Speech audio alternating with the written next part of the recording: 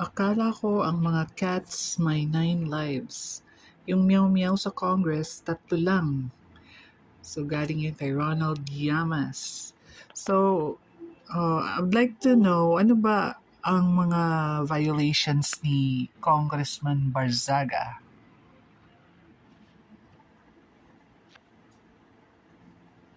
Ayon sa mga opisyal na report, si Cavite 4th District Representative Francisco Kiko Barzaga ay na-expel sa Kamara dahil sa paglabag sa Code of Conduct at disorderly behavior.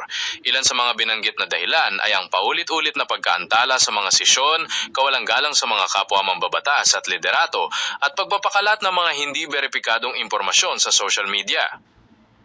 Okay, so fake news, tapos laging late sa session, at walang galang sa mga kapwa niya babatas. Tama ba?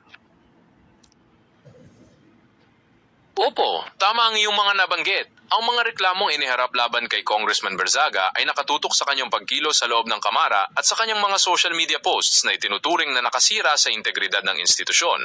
Dahil sa mga paulit-ulit na paglabag na ito, nagdesisyon ng Kamara na ipataw ang pinakamabigat na parusa laban sa kanya. Nakakahiya ito pag ganito, di ba? Parang bakit may mga nakakalusot na mga congressman na ganyan ng ugali? Bakit ba siya tinawag na meow-meow?